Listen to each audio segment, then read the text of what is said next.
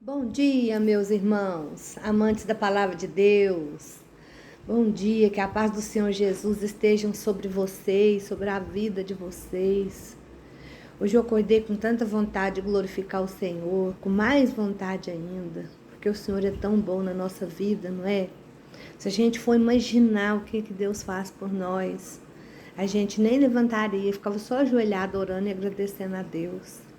Eu agradeço a Deus pela sua vida, meu irmão, ouvinte da palavra de Deus, que me segue aqui nesse canal, que ouve os estudos. Eu te louvo, eu louvo a Deus pela sua vida, porque o Senhor vai fazer maravilhas na sua vida, na sua casa, na sua família, através de você. Você está fazendo um curso intensivo para entrar no céu e levar outras pessoas com você. Você, todos nós estamos estudando a palavra do Senhor para sermos soldados dele, guerreiros do Senhor. Amém? Vamos orar, vamos agradecer a Deus. A Sofia foi para o quarto, ela não está na UTI mais. O Senhor está operando, glória a Deus por isso. Amém. Aleluia, Senhor Deus e Pai, no nome do Senhor Jesus, nós estamos aqui te glorificando, te bendizendo, te exaltando. Oh Senhor, eu quero declarar nesse momento o nosso amor por Ti, o meu amor, Senhor.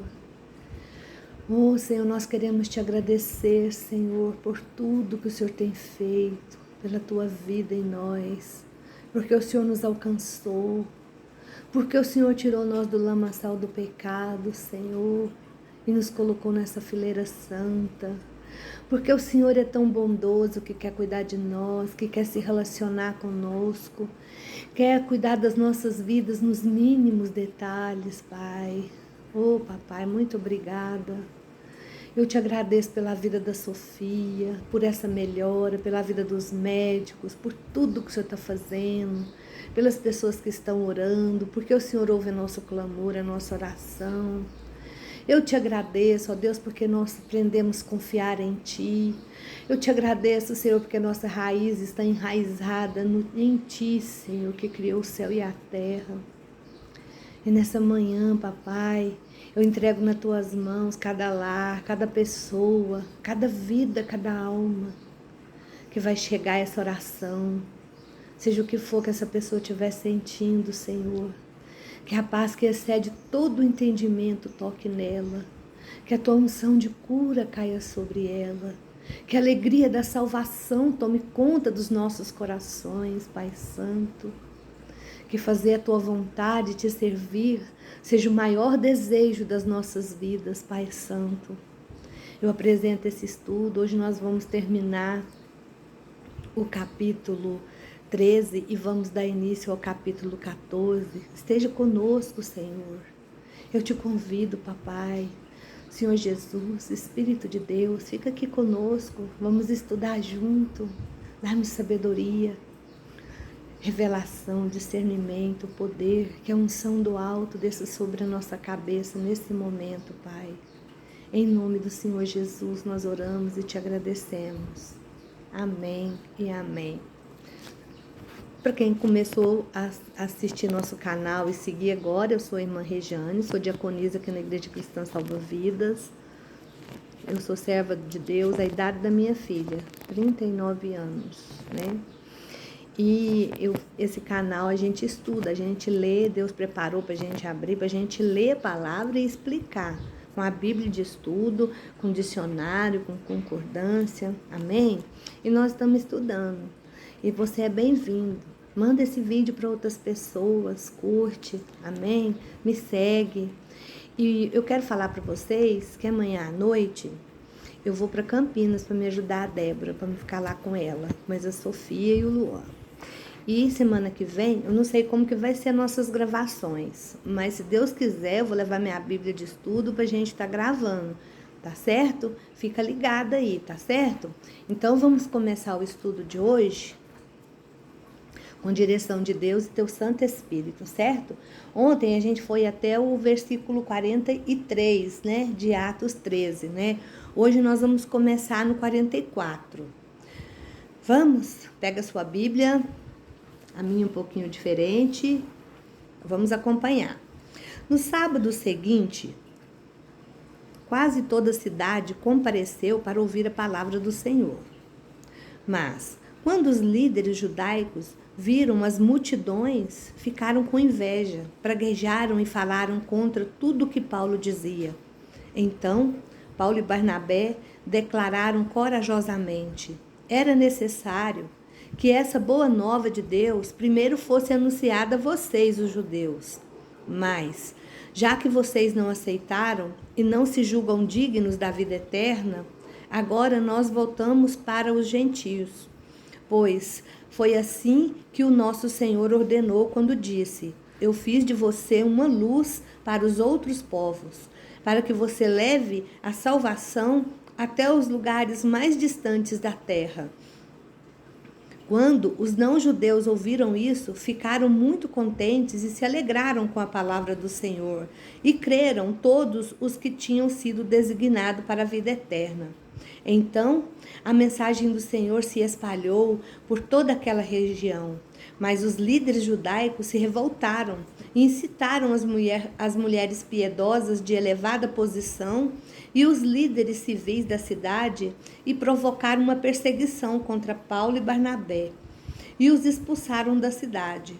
Porém, eles sacudiram o pó dos pés contra aquele lugar e foram para a cidade de Icônio.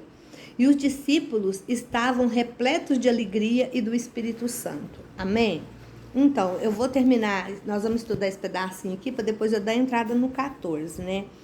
Aí no versículo 46, quando ele fala, né, que a salvação veio para os judeus primeiro, né? Por que que foi? Por que que era necessário que as boas novas fossem transmitidas primeiro para os judeus? Lá em Gênesis, quando o Senhor fala com Abraão, ele fala: em ti serão benditas todas as famílias da terra. E também, outro motivo que foi pregado primeiro para os judeus, ali, porque Paulo não foi ele que planejou, foi Deus que deu a direção, né? E começou isso lá em Gênesis. Depois vocês vão lá no capítulo 12 e dá uma lidinha para vocês verem, vocês vão entender o que eu estou falando. Paulo era judeu e ele amava o povo dele, então ele queria dar oportunidade também para que eles se unissem a ele, proclamando a salvação. Mas infelizmente, as coisas não são do jeito que a gente quer. Muitos judeus não reconheciam Jesus como Messias, não aceitavam o Senhor Jesus como Messias. E não entendia que Deus estava oferecendo a salvação para qualquer pessoa que quisesse aceitar a vontade dele. Fosse um judeu ou fosse um gentil, que viesse a ele pela fé em Cristo. Amém? Então, eles não aceitaram o que estava acontecendo. Foi isso que aconteceu. Aí no versículo 47, quando fala assim, porque o Senhor assim me mandou, né? Então Deus planejara que Israel fosse essa luz. Lá no Isaías 49, fala, né, da luz do Senhor, né? De Israel veio Jesus, a luz das nações. Isaías foi um profeta que profetizou muito sobre a vinda de Jesus. E também lá em Lucas 2, versículo 32, está escrito que essa luz brilharia e iluminaria os gentis. Essa luz nos alcançou. Nós não somos judeus, nós não somos, mas ela nos alcançou. Amém? E lá no versículo 50, mas os judeus incitaram. Então, em vez de aceitar a verdade e buscar servir a Deus, o que eles fizeram? Eles incitaram a oposição para expulsar Paulo e Barnabé da cidade. Vocês já repararam que quando a gente vai falar alguma coisa que uma pessoa está fazendo, fala uma verdade, ele nos agride, a pessoa não aceita. A gente está falando a verdade para ela, mas ela não aceita. Mas quando ela quer ser transformada, ela ouve e muda de atitude. Mas as pessoas que estão erradas e querem continuar vivendo no erro, elas vão recusar ouvir o que a gente vai falar. Mas quando o Espírito de Deus mostra mudança que são necessárias em nossa vida, nós precisamos ouvir. Quando o Senhor... Nossa, ontem eu estava conversando com a irmã lá no culto de ensino Nós estávamos falando tanto que o Senhor vai moldando a gente, né? Que o Senhor vai chamando a nossa atenção, que vai nos transformando, mostrando que a gente está errado, para a gente mudar de atitude, né? Se a gente não fizer isso, nós estaremos empurrando a verdade para tão longe de nós que ela não vai nos afetar, que nós vamos continuar na mentira e no engano. E se você quer viver na verdade de Cristo, ouve o que o Espírito Santo está te falando. Se uma pessoa lê a Bíblia, ora, busca o Senhor, procura fazer a vontade dele e estiver fazendo alguma coisa errada e o Espírito Santo não incomodar ele, eu acho que isso não existe, porque ele incomoda. O Espírito de Deus, ele age igual um termômetro. Quando a gente faz alguma coisa que não agrada a Deus, uma atitude, o Senhor chama a nossa atenção na hora, puxa a nossa orelha. Amém? E esse negócio aí de sacudir os pés, lembra que Jesus, quando enviou os 12, depois enviou os 70, falou que quando chegasse numa cidade, que eles não aceitassem, que era para sacudir os pés, quer dizer, o sangue deles estava livre do sangue daquele povo. Então, se a gente ensina a palavra de Deus e a pessoa não aceita, o problema é dela, ela que rejeitou. Então, o fato de Barnabé e Paulo fazer isso é demonstrar que os judeus que rejeitaram as boas novas não faziam parte verdadeiramente de Israel. E que eles não eram melhores do que os pagãos. Eles eram igualzinhos os feiticeiros, os pecadores, os idólatras, porque eles não aceitaram o Senhor Jesus. Amém? E Jesus falou isso, né? Os discípulos não eram culpados. Nós, se a gente for anunciar a palavra de Deus, se a pessoa não aceitar, nós não somos culpados da pessoa não aceitar, certo? E quando transmitimos a palavra de Deus com cuidado e sensibilidade, Deus nos considera responsável pela decisão de outra pessoa. E se for preciso a gente fazer que nem os apóstolos, sacudir a poeira dos pés, a gente vai fazer isso. Amém? Então, agora nós vamos continuar a leitura no capítulo 14 de Atos. Amém? Vamos ler até onde Deus vai mostrando. Paulo e Barnabé viajam para o Icônio. Em Icônio, Paulo e Barnabé foram juntos à sinagoga, como de costume, e pregaram com tal poder que muitos creram, tanto judeus como gentios. Mas os judeus que desprezaram a mensagem de Deus despertaram desconfiança contra Paulo e Barnabé entre os gentios. Apesar disso, eles ficaram lá um longo tempo, pregando corajosamente, e o Senhor dava prova de que estava com eles. A mensagem deles vinha mesmo de Deus, dando aos dois o poder de fazer grandes sinais e maravilhas. Mas o povo da cidade ficou dividido. Uns concordavam com os líderes judaicos e outros apoiavam os apóstolos. Quando Paulo e Barnabé souberam de que uma conspiração para provocar uma revolta de gentios e de judeus e de seus líderes contra eles para maltratá-los e apedrejá-los, fugiram para salvar a vida e foram para a cidade de Licaônia, Listra, Derbe e a região próxima e pregaram a boa nova por ali. Enquanto eles estavam em Listra, encontraram um homem paralítico dos pés, aleijado desde o nascimento, o que por isso nunca tinha andado. Ele estava ouvindo Paulo pregar. Quando Paulo olhou diretamente para ele e viu que ele tinha fé para ser curado, disse em alta voz: "Levante-se e fique em pé."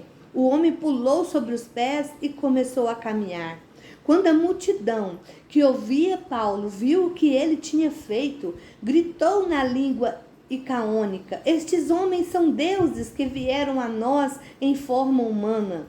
A confusão deles era que Barnabé era um deus grego, Júpiter, e que Paulo pode ser o principal orador, que era Mercúrio. Situação, hein?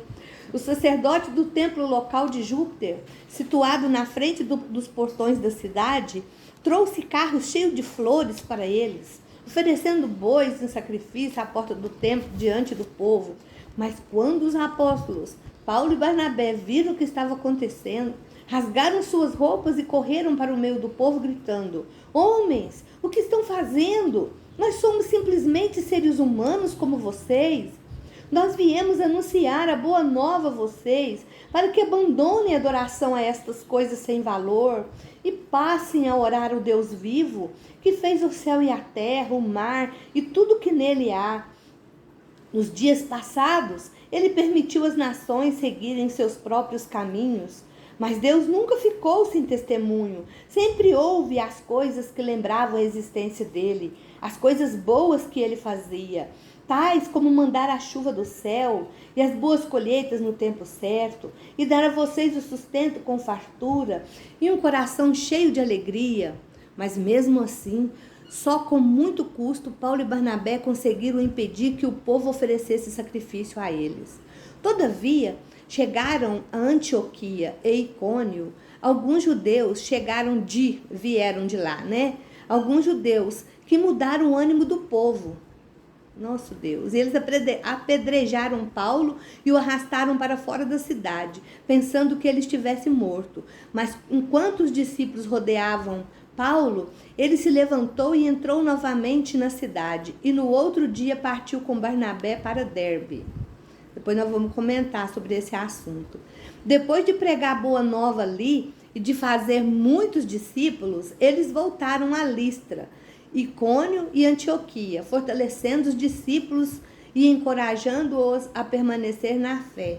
Eles animaram todos a continuar na fé, apesar da perseguição, lembrando a eles que deviam entrar no reino de Deus através de muito sofrimento. Paulo e Barnabé também nomearam presbíteros em cada igreja e oraram e jejuaram por eles, entregando todos os cuidados do Senhor em quem confiava. Então viajaram de volta para Panfilha, através de Pisídia. Pregaram outra vez em Perge e prosseguiram para Atalia. De Atalia voltaram de navio para Antioquia, onde a viagem deles tinha começado e onde tinham sido consagrados a Deus para a obra que agora estava terminada. Ao chegar, eles convocaram a igreja e deram um relatório da viagem, contando como Deus tinha aberto as portas da fé aos gentis, e permaneceram lá com os discípulos de Antioquia durante um longo tempo. Amém? Agora nós vamos estudar esse pedacinho. Gente, eu vou mostrar uma coisa para vocês. Sabe o que eu tive que fazer para a gente fazer esse estudo aqui com tranquilidade? Eu tive que trazer meus filhos e colocar eles aqui perto de mim, porque eles ficavam gritando bastante, sabe? Então eu coloquei a gaiola aqui bem pertinho de mim, aqui, ó. Aí eles ficam assistindo o estudo, tá vendo? Até o Tiquinho e a Vicky. Então, eles também estão estudando a palavra de Deus. E eles só calaram a boca depois que eu trouxe eles pra cá. Porque eles ficavam gritando muito, porque a mãe deles ficava conversando aqui dentro e eles ficavam lá fora. Eles queriam saber o motivo. Amém? Então, agora nós vamos começar a estudar, então, o capítulo 14, né? No versículo 3 e 4, né? Que a gente leu, a gente pode desejar, assim, não podemos desejar realizar um ato milagroso que convencesse a todos de uma vez por todas de que Jesus é o Senhor. Mas a gente vê aqui que mesmo que pudéssemos realizar um milagre, ele não convenceria ninguém. Porque vocês viram a confusão que deu? Aquele homem era aleijado desde nascença, mas a incredulidade lá era tanta que quando Paulo usou o nome do Senhor Jesus e curou aquele homem, as pessoas achou que ele era Deus e começou a querer oferecer as coisas para ele, né? Então, a gente não pode desperdiçar o nosso tempo e energia desejando fazer milagres. Porque quem convence a pessoa do pecado e do juízo é mesmo o Espírito Santo. O nosso papel é falar, certo? A gente tem que plantar a semente, mas quem vai dar o crescimento dessa semente é o Senhor, que tem a água viva, certo? Então, a gente tem que falar, encontrar, lançar a semente e deixar o trabalho de conhecimento, de convencimento a cargo do Espírito Santo, né? E lá no versículo 6, né? Eram 3 cidades que Paulo visitou na parte sul da região da Galácia. Provavelmente, Paulo escreveu uma carta para essa igreja, a carta de Gálatas, nessa época, porque muitos cristãos judeus estavam dizendo que os cristãos não judeus não poderiam ser salvos, a menos que obedecessem às leis e os costumes. A carta de Paulo refutou essa afirmação e trouxe os crentes de volta a um entendimento correto da fé em Jesus. Depois a gente vai ver isso lá em Gálatas 3, no versículo 3 e 5. Se você quiser dar uma olhada. Depois de deixar essa região, eles continuaram andando, né? E aí no versículo 11 e 12, né, quando eles levantam lá, dizem em voz alta, quando Paulo cura o homem lá, né? Zeus e Hermes, assim conhecido pelos gregos, que era Júpiter e Mercúrio, eram dois deuses populares no mundo romano. E as pessoas de Listra afirmavam que certa vez eles visitaram a cidade. Então eles acreditavam, né? Eles mesmos contavam as histórias e seguravam nelas com força, né? Diz a lenda que ninguém lhe oferecia hospitalidade, exceto um casal de idoso. Por isso eles assassinaram o povo da cidade. Então, quando os cidadãos de Listra viram os milagres de Paulo e Barnabé, suspeitaram que os deuses o estavam visitando outra vez. E lembrando que da outra vez eles não aceitaram e ele matou o povo tudo, então eles queriam agradar Paulo e Barnabé, né? E aí no versículo 15 e 16, Paulo respondendo o povo de Listra e Barnabé, lembraram que Deus nunca se deixa sem testemunho, beneficiando-vos. Tipo assim, ó, você não faz uma coisa para Deus, Deus te mata. Não tem nada disso, não. A chuva de boas colheitas, por exemplo, são evidência da bondade de Deus. A gente não tem que ficar fazendo as coisas para Deus mandar a chuva, não. É Deus que é bom, a bondade dele dura para sempre. Posteriormente, Paulo escreveu que essa evidência na natureza deixa as pessoas sem desculpa para a incredulidade. Lá em Romanos 1:20, ele manda a chuva na terra para os bons e para os maus. Depois vocês lêem para vocês verem. Então, a gente não precisa achar que o nosso Deus é um Deus terrível, é um Deus vingativo. Não. O Senhor nos dá o livre-arbítrio, certo? Ele deixa para nós o direito de escolha. Você vai escolher se você quer servir a Deus ou não quer servir a Deus. O Senhor não te força a nada. E é isso que Paulo está falando aqui para o pessoal, sabe? Fala para nós nessa manhã. O Senhor quer nos trazer para perto dele, né? E quando estiver em dúvida a respeito de Deus, olha em sua volta, olha para as plantas, olha para os passarinhos, eu olho para minhas calopsitas, elas são tão amáveis, vocês têm que ver que coisa mais linda que Deus fez. Então a gente não pode ficar uma criança, gente, uma criança dentro do ventre, imagina como que forma, que cola cada célula. Isso é o poder de Deus, então não tenha dúvida que Deus existe. Lá no versículo 18 até o 20, Paulo e Barnabé, eles eram persistentes na pregação das boas novas, considerando que o custo que isso lhe trazia era nada em comparação à obediência a Cristo. Com dificuldade, eles conseguiram escapar do apedrejamento. Gente, eu falo assim, né? Às vezes a gente acha que a gente sofre, hoje em dia, para pregar a palavra de Deus, que crente sofre. Crente não sofre não, gente. Nosso Deus, eles querem sofrer. Eles apedrejaram ele fingiu de morto para sair de perto dele, para depois ele sair. Certo? Quando ele sofria, quando eles apanhavam, que as pessoas que batiam nele, tudo, eles ficavam felizes porque estavam participando do sofrimento de Cristo. O que a gente está fazendo para levar as boas novas? Nada, não está fazendo nada. Então, eles conseguiram sair, mas Paulo se levantou e voltou à cidade para pregar boas novas. Isso que é um comprometimento, né? Aí se fosse nós, a pessoa falasse qualquer coisa, nós emburrávamos, saía batendo o pé.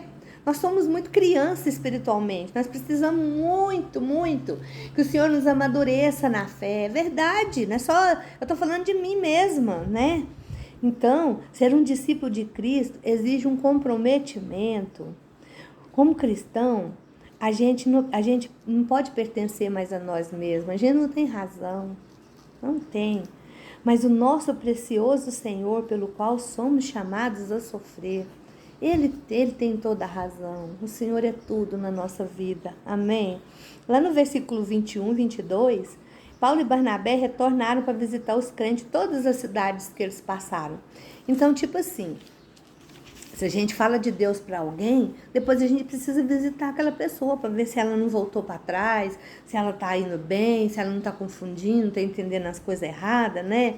Então, eles estavam vendo se eles não foram ameaçados, atacados fisicamente. Esses homens conheciam os perigos que enfrentavam de falar da palavra de Deus e acreditavam que tinha responsabilidade de encorajar os novos convertidos. Nós precisamos encorajar os novos convertidos. Não importa quão conveniente ou desconfortável a tarefa possa parecer, devemos sempre incentivar os novos crentes. Eles precisam da nossa ajuda, do nosso incentivo. Não foi conveniente nem confortável para Jesus ir à cruz por nós. Ele sentiu dor, ele sentiu solidão. Lembra lá na cruz, quando ele pega e fala assim: Pai, por que me desamparaste? Ele se sentiu só. Mas como que o pai ficava perto dele, ver ele passando por aquilo, por amor a nós? Qual pai vai ver um filho sofrendo e não vai fazer nada, vai ficar quietinho olhando? Então, ele passou por isso. A gente acha que a gente não pode sofrer. Mas esse negócio, quem coloca na nossa cabeça é o diabo, que coloca que a gente não pode passar por isso, eu não posso passar por aquilo, porque eu sou crente. Não, você pode passar por tudo, que o Senhor vai passar com você, amém? Lembra do Salmo 23? O Senhor é meu pastor e nada irá me faltar. Nada, sabe o que é nada? É prova, é luta, dor de barriga, é vitória, é bênção, é cura, é tudo, é nada. Não vai faltar nada, certo? E lá no versículo 23, a parte da razão pela qual o Paulo e o Barnabé arriscaram as vidas deles para voltar para essa cidade, foi organizar a liderança da igreja. Ali agora eles levantaram a igreja, estava apenas acompanhando um grupo unido, organizou com líderes espirituais que pudessem ajudar o povo a crescer. E as igrejas cresceram sob o comando de líderes guiados pelo Espírito Santo. Leigos e pastores, ore pelos líderes da sua igreja, ore pela liderança da sua igreja, porque quem dá sabedoria e entendimento é Deus, porque o poder vem do alto, não é nós não temos poder de fazer nada, o poder vem do céu, e a gente precisa ter a responsabilidade de ajudar eles. Então, quando Paulo escreveu lá no versículo 28, a carta lá para Gálatas, ele estava lá na Antioquia, 48 ou 49 anos depois de Cristo, mais ou menos, depois de concluir a sua primeira viagem missionária. Amém? Então, hoje nós terminamos, né, o capítulo 14. Se Deus quiser, segunda a gente continua, eu não sei como que vai ser, mas eu espero que seja tudo bom, tudo maravilhoso. Eu oro a Deus para que você tenha um ótimo final de semana, que o Senhor te abençoe poderosamente, que guarde a sua vida. Esteja orando pela minha vida, amém? Viu? Fica com Deus, a paz do Senhor. Deus te abençoe poderosamente.